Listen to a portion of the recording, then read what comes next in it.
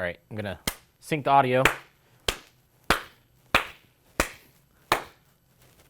All right, this video is sponsored by Warby Parker, a company that specializes in eyeglasses, sunglasses, and even contact lenses. And being a glasses wearing person, I love having different options for different glasses that I can wear with my different outfits. The only problem is that they're pretty expensive. That's why I've always been a big fan of Warby Parker, because not only have they always had exceptional service when it comes to vision care, they also have these amazing frames that you can get at super cheap prices when you compare them over to your traditional brand name frames. I think that you can get frames starting as low as like $95 or something like that, which is nuts. And that's including prescription lenses. All you have to do is go to their website and take a simple quiz to help them understand what type of frames you prefer. And if you don't want to go out, you can use their home try-on kit to have them send up to 5 frames of your choosing to try on at home and see how you enjoy them. So if you head on over to warbyparker.com/Magikarp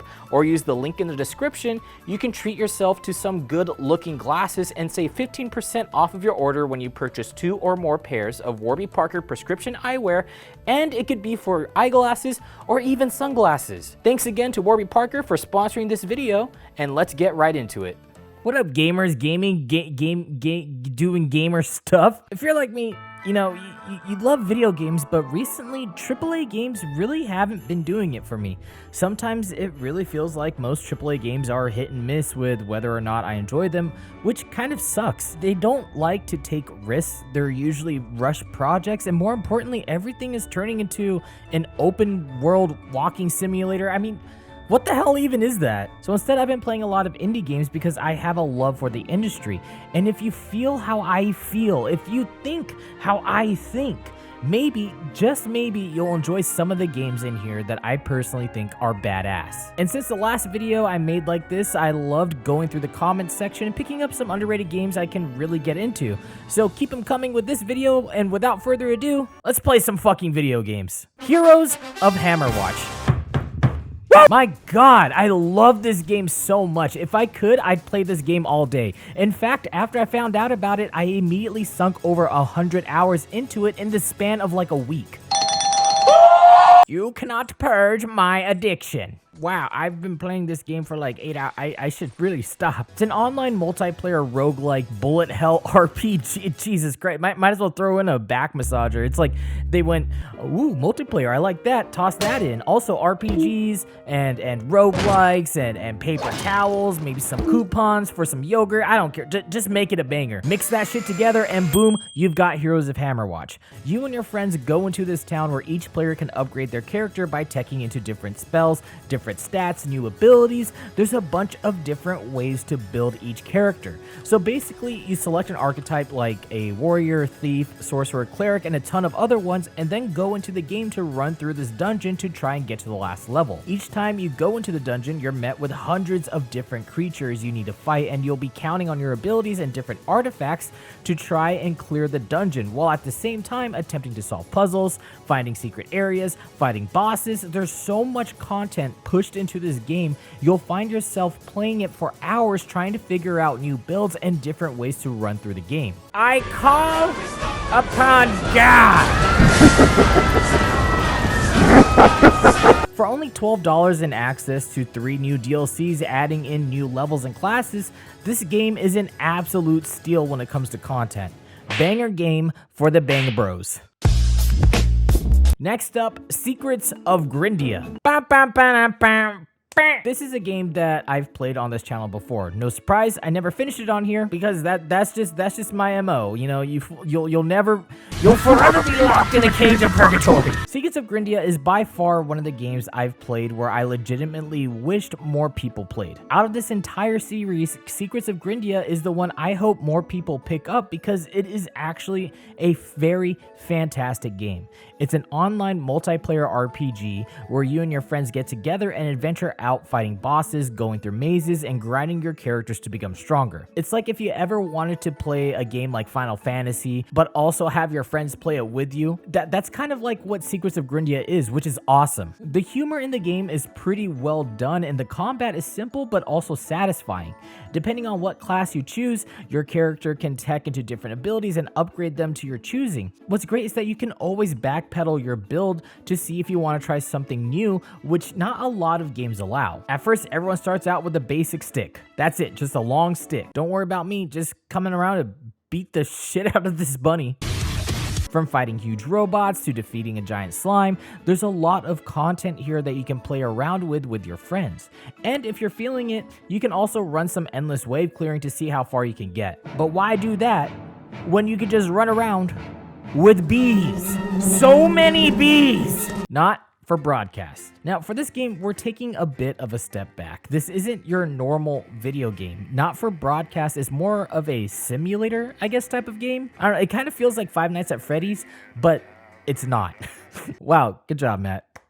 Good job, dude. You're so good at this. You take the position of a camera switcher on a live news station after dark, where what you put on the screen is what people are going to watch in their homes. Think of it like you're the guy in charge of the late night shows on television. You know, you need to play the right ads at the right time, keep track of when to censor out cursing, and switch the cameras around to make sure you're keeping the audience engaged. This game really just kind of speaks to me because it centers around the world of videography and feels like a dumbed down version of what it's like to work at an actual news station, which I respect the hell out of. And also, it's actually really funny. Some of the stuff you'll watch can be a bit cringy at times, but I think that kind of adds to the appeal to the game. Ladies and gentlemen, I don't know what's going to happen now, but please welcome to stage, it's the incredible. It is James.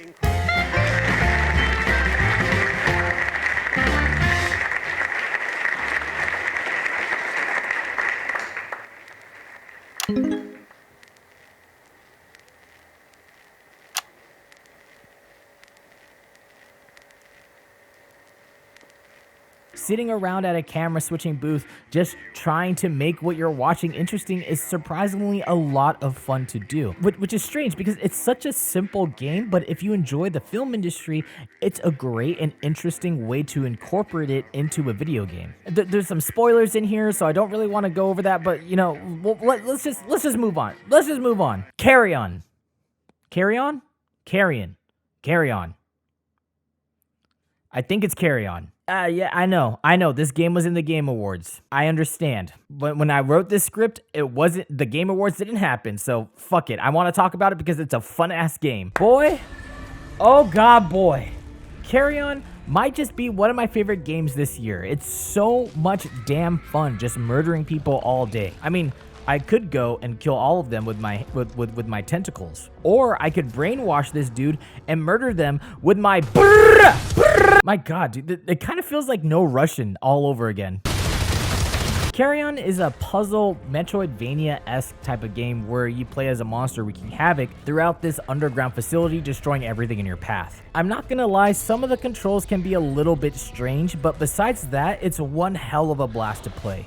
You go around the game collecting upgrades to make it easier for you to murder people, and honestly, really does make you feel like the monster. I mean, you've got games like Dead by Daylight where you're the killer, but in this game, everything you do feels correct. I don't really know how to explain it, but everything I do in this game as a monster feels like something the monster would actually do. It's not like you're running around barrels trying to lunge at someone that's played the game for hours on end. You actually feel like the creature when you're going around trying to survive. Plus, the sound effects for the monster is just, whoo, it fucks with you. It sounds so disturbing.